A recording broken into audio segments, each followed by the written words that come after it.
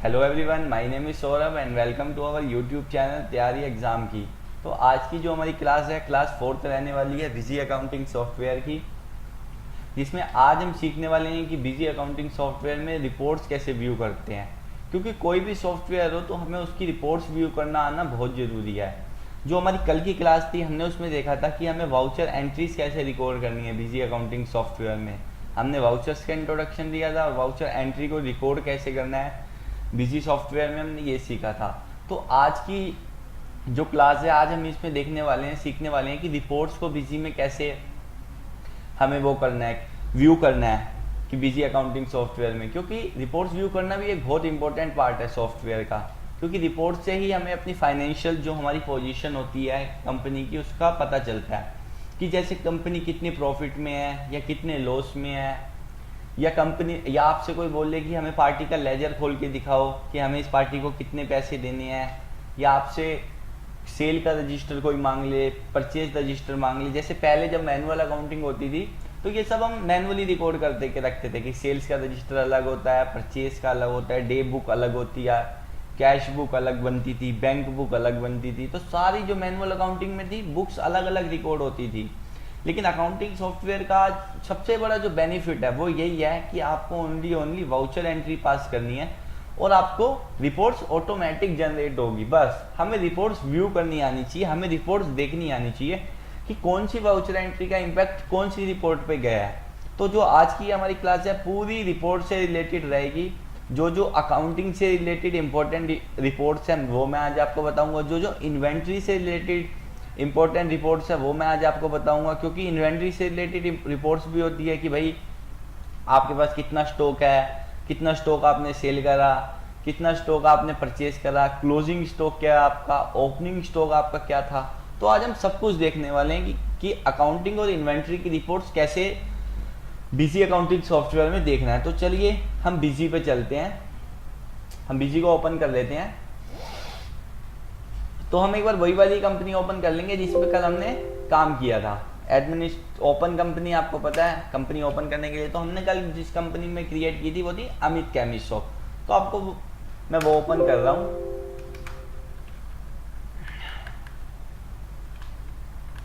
चेतन chemist shop थी हमारी company, Amit नहीं थी।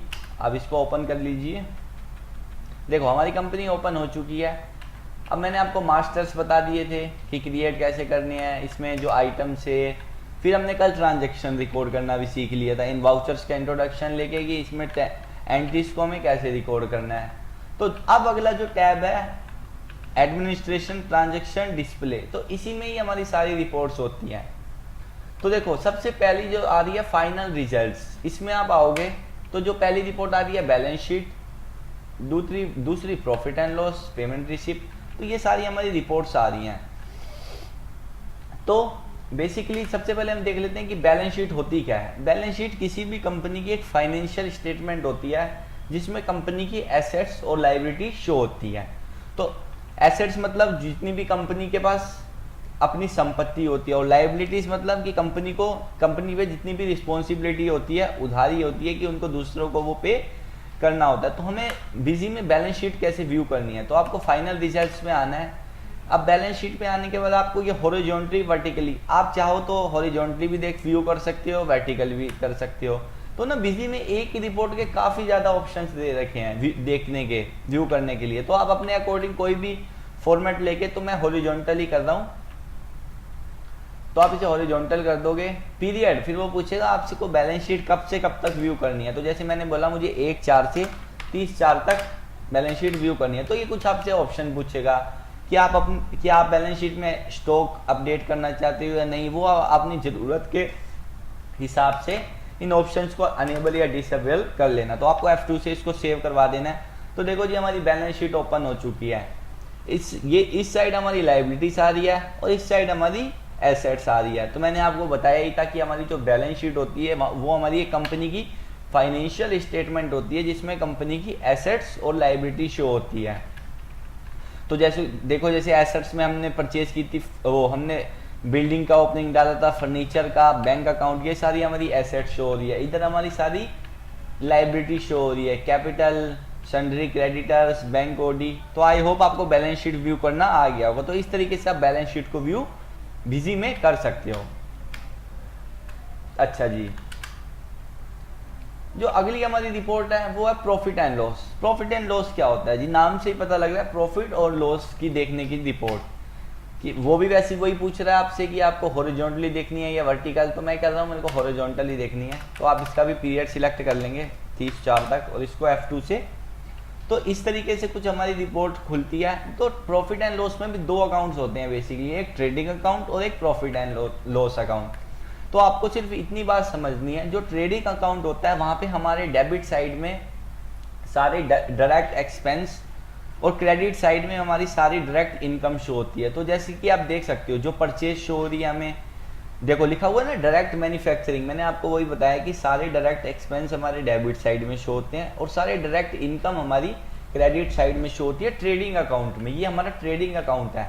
और फिर जो ट्रेडिंग अकाउंट है उससे हमें पता क्या चलता है कि भाई हमने सारी इनकम में से सारे एक्सपेंस को माइनस कर दिया, तो क्या पता लगेगा हमें, ग्रोस प्रॉफिट या ग्रोस लॉस का पता चलता है। जैसे यहाँ पे आ रहा है ग्रोस लॉस आ रहा है।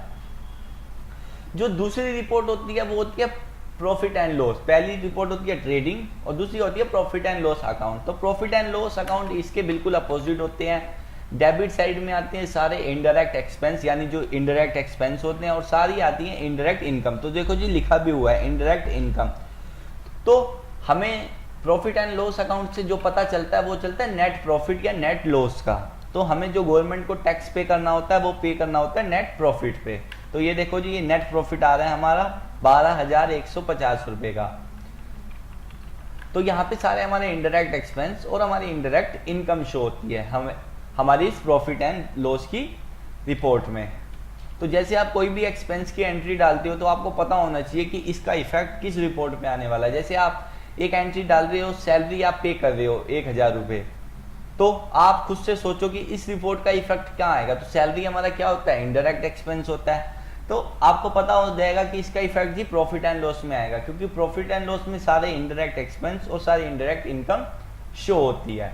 अच्छा जी, पहली हमारी बैलेंस शीट होगी, दूसरी प्रॉफिट एंड लॉस होगी। ये पेमेंट एंड रिसिप्ट अकाउंट, जो भी मतलब आपके पेमेंट एंड रिसिप्ट के अकाउंट है वो आप देख सकते हो। जैसे अप्रैल में कि जो भी जिनसे भी आपको पेमेंट आई होगी या पेमेंट आपने जिनसे रिसीव करी होगी जिन ग्रुप से, तो आप ग्रुप वाइज देख सकते हो। जैसे देखो आपने फिक्स एसेट को सेल करा था तो आपको कैश रिसीव हुआ था, ठीक है। तो आपने क्या किया, करंट लाइबिलिटी में देखो आ रहा है कि आपने रेंट पे करा जो आपकी लाइबिलिटी थी, तो ये वहाँ पे ग्रुप वाइज दिखाता है बिजी। फिर है इनकम और एक्सपेंडिचर रिपोर्ट, तो आप इसको भी देख लोगे। तो यहाँ से ये इनकम और हमारी एक्सपेंडिचर की रिपोर्ट भी शो हो जाएगी। अच्छा जी, अगला है हमारा ट्रायल बैलेंस। ये भी बहुत इंपॉर्टेंट रिपोर्ट है कि हमारा ट्रायल बैलेंस क्या होता है। सबसे पहली बात, balance sheet profit and loss trading account से पहले ट्रायल बैलेंस बनाया जाता है और ट्रायल बैलेंस से ही trading profit and loss and balance sheet बनती है। क्योंकि जो ट्रायल बैलेंस होता है वहां पे सभी लेजर अकाउंट्स के क्लोजिंग बैलेंसेस शो होते हैं, डेबिट और क्रेडिट बैलेंसेस। चाहे वो किसी भी लेजर के बैलेंसेस हो, चाहे वो इनकम के लेजर हो, चाहे वो एक्सपेंस के लेजर हो, चाहे वो लाइबिलिटी के लेजर हो, चाहे वो एसेट्स के लेजर हो, तो सारे लेजर अकाउंट्स के हमारे क्लोजिंग बैलेंस ट्रायल बैलेंस में ही शो होते हैं।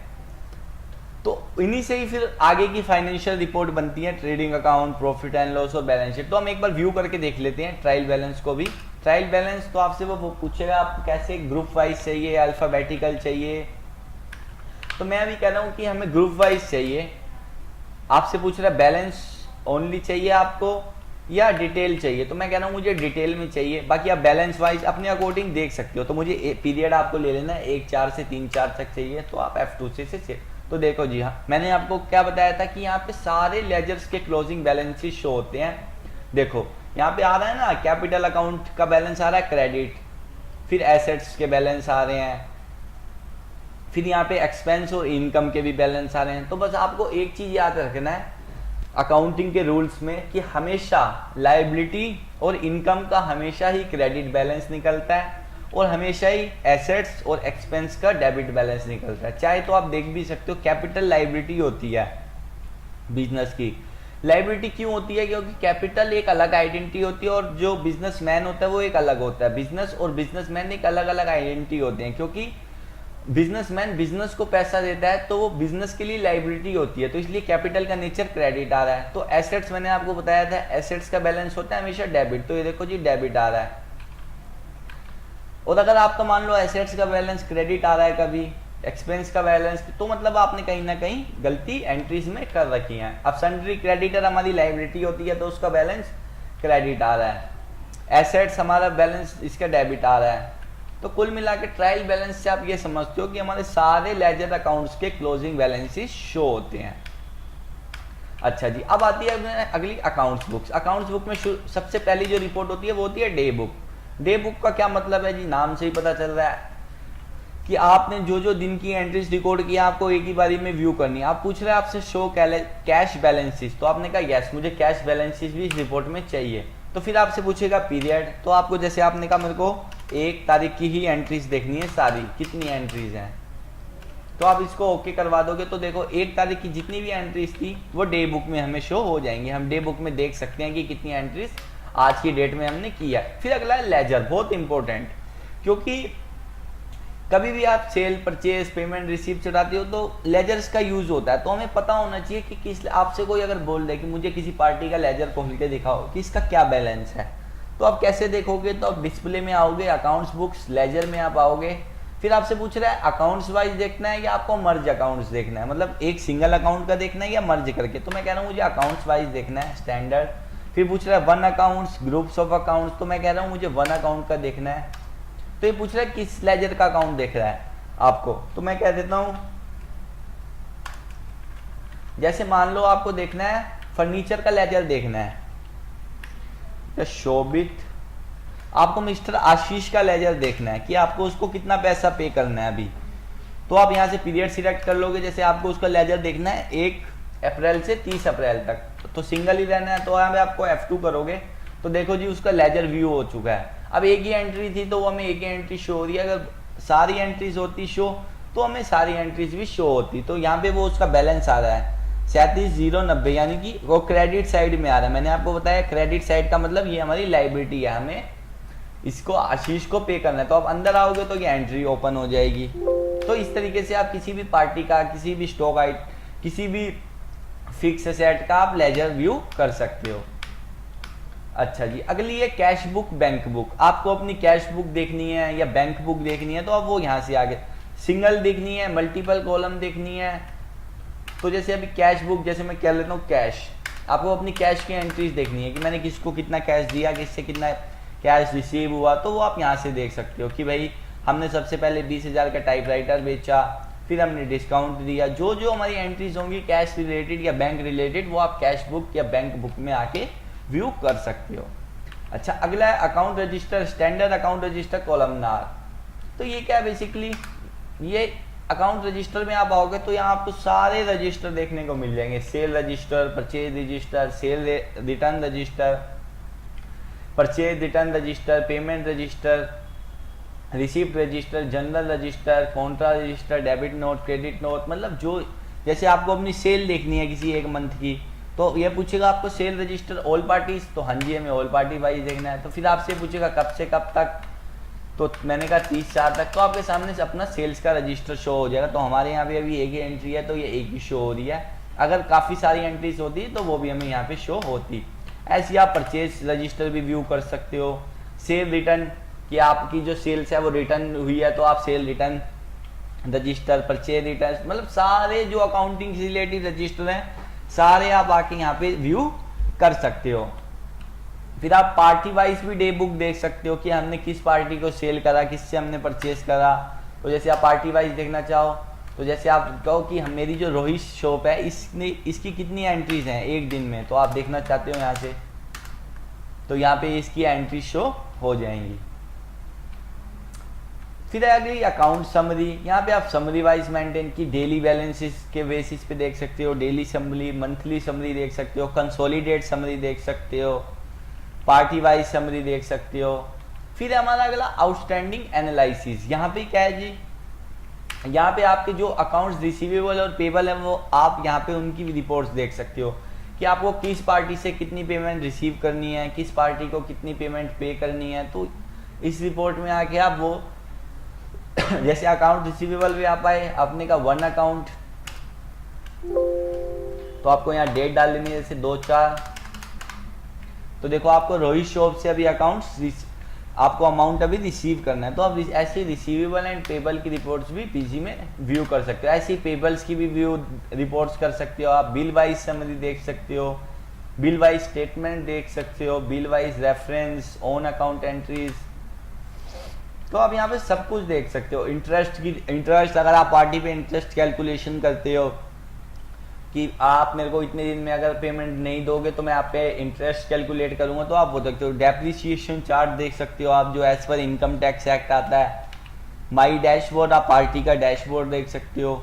अच्छा, ये तो होगी अब हमारी सारी अकाउंटिंग से रिलेटेड रिपोर्ट, जितनी भी थी हमारी अकाउंटिंग से रिलेटेड थी, कि भाई जिसमें ट्रायल बैलेंस भी आ गया, अकाउंट्स बुक्स भी आ गया, account summary, outstanding analysis, interest calculation, depreciation chart. अब अगली है हमारी जी इन्वेंट्री से रिलेटेड रिपोर्ट्स, क्योंकि अकाउंट से रिलेटेड तो हमने सारी देख ली कि भाई इन्वेंट्री से रिलेटेड क्या क्या रिपोर्ट्स होती हैं बिजी में। जैसे स्टॉक स्टेटस, सबसे पहले स्टॉक का स्टेटस कि भाई आपके पास कितना स्टॉक अभी करंट में है, कितना आपने सेल करा, कितना आपने परचेज करा, कितना आपका ओपनिंग था। तो स्टॉक स्टेटस पे आप आए तो आपने कहा क्लोजिंग स्टॉक, आपको ओपनिंग कैसे आपको व्यू करना है। तो मैंने कहा मुझे ओपनिंग वाइज चाहिए, ग्रुप वाइज ऑल आइटम्स, तो आपने डेट डाल दी। तो ये देखो जी, अभी तो कोई हमारा स्टॉक है नहीं। देखो जनरल इसके अंदर आप आए तो यहाँ पे हमें हमारा स्टॉक शो हो रहा है, तो यहाँ से आप अपनी स्टॉक की डिटेल देख सकते हो स्टॉक स्टेटस से। फिर अगली हमारी इन्वेंट्री बुक्स। इन्वेंट्री बुक्स में भी हमारी वही आती है डे बुक, कि आप डे वाइज अपनी एंट्रीज को व्यू कर सकते हो। फिर आता है हमारा स्टॉक रजिस्टर, कि आप स्टॉक रजिस्टर व्यू कर सकते हो आइटम वाइज या मर्ज आइटम वाइज। जैसे आप आइटम वाइज आए, आपने कहा एस्प्रिंग, मुझे एस्प्रिंग व्यू करना है कि मतलब इस आपने किसको कितना परचेज करा, किससे कितना सेल करा, क्या क्लोजिंग है, तो वो सारी डिटेल्स आपकी यहाँ पे शो होती हैं। फिर आपको बाहर आ जाना है एस्केप से। फिर आप मटेरियल सेंटर, मटेरियल का सेंटर मतलब जो था ना गोडाउन वाइज भी देख सकते हो। आइटम डे बुक भी देख सकते हो। फिर अगली हमारी इन्वेंट्री की आप समरी भी देख सकते हो, डेली बेसिस पे, डेली मंथली बेसिस पे, कि भाई कितनी सेल हुई, कितनी परचेज हुई। कंसोलिडेटेड समरी भी व्यू कर सकते हो, ट्रांजैक्शन समरी भी व्यू कर सकते हो। और इसमें है एक क्रिटिकल लेवल भी आप सेट कर सकते हो कि भाई जैसे इतने से इतने आइटम हो तो मुझे एक एरर दिखा दे कि अब आपको ये गुड्स परचेज कर देना चाहिए आपके स्टॉक से, ये वाला जो आइटम है वो अब खत्म हो रहा है, तो आप वो भी व्यू यहाँ से इजीली कर सकते हो। फिर है इन्वेंट्री बुक्स में आपने देख लिया, इन्वेंट्री समरी में आपने देख लिया। फिर है MIS रिपोर्ट्स की कैश फ्लो देख सकते हो आप, फंड फ्लो जो आपकी रिपोर्ट्स होती हैं, रेशियो एनालिसिस देख सकते हो, sale analysis, purchase analysis, receipt analysis, consumption analysis. फिर है हमारी चेकलिस्ट, इसमें भी आप व्यू कर सकते हो। फिर क्वारी सिस्टम, प्रोडक्शन रिपोर्ट भी आप देख सकते हो।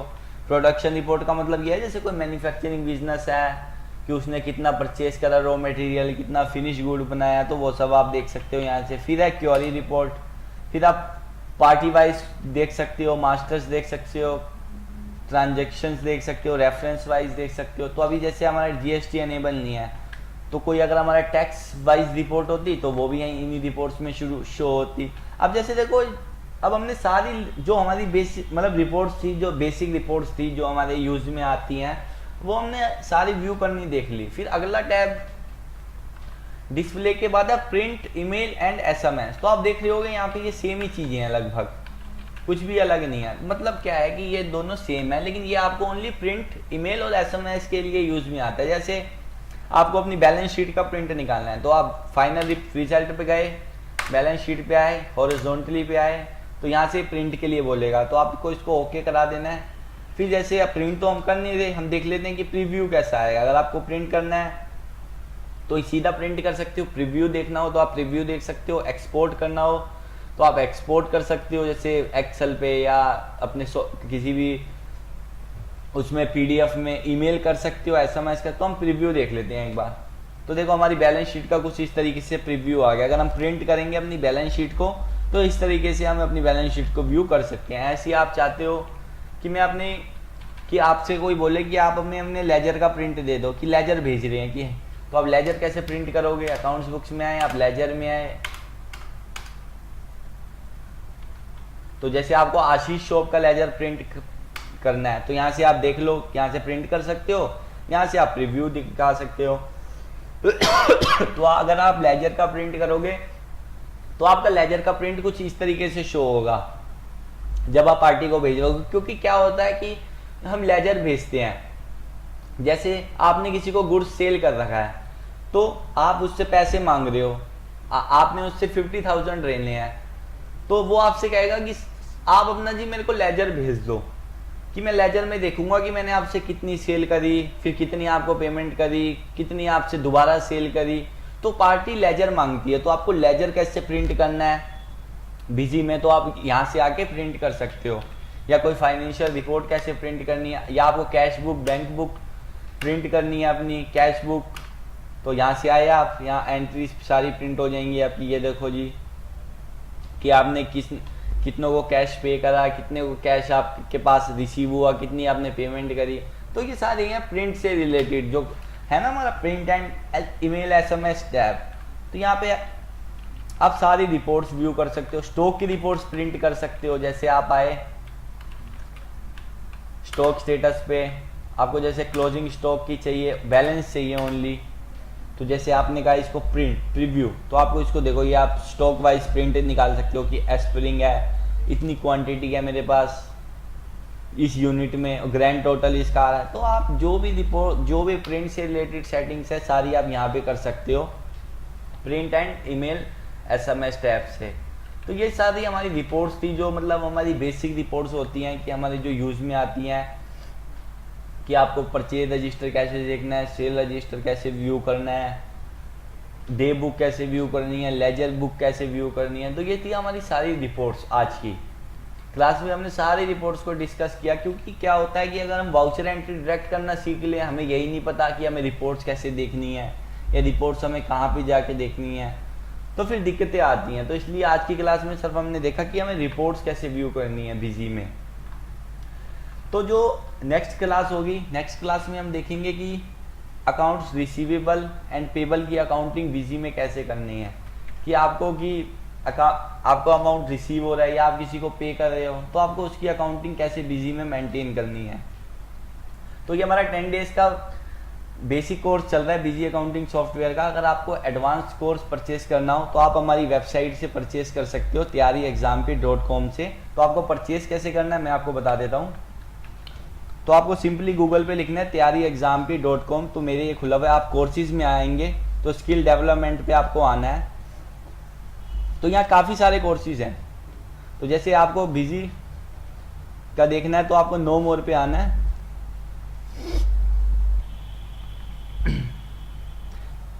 तो जैसे अगर आपको बिजी का परचेज करना है कोर्स तो आपको नो मोर पे आना है। तो जो भी रिलेटेड कोर्स में आपको क्या क्या पढ़ाया जाएगा वो सारे आपको यहाँ पे लेक्चर्स दिख जाएंगे कि किस लेक्चर में क्या पढ़ाया जाएगा, नंबर ऑफ असाइनमेंट क्या होंगे, लेसन्स क्या होंगे, और आपको यहाँ पे एक बाय नाउ का ऑप्शन मिल जाएगा। तो यहाँ से आप हमारा कोर्स परचेज कर सकते हैं, हमारा एडवांस कोर्स, क्योंकि ये तो हम जो 10 डेज में कवर करेंगे सारे बेसिक पॉइंट्स कवर करेंगे। और इस कोर्स की सबसे बड़ी जो बात है कि हम इसमें रियल डेटा लेंगे, क्लाइंट्स का रियल इन्वॉइसेस लेंगे, रियल बैंक स्टेटमेंट्स लेंगे, कि हम रियल अकाउंटिंग को एक तरीके का मैनेज करेंगे इस कोर्स में।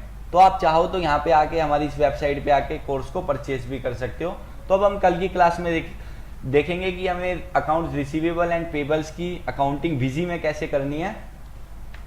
तो आज की क्लास के लिए बस इतना ही।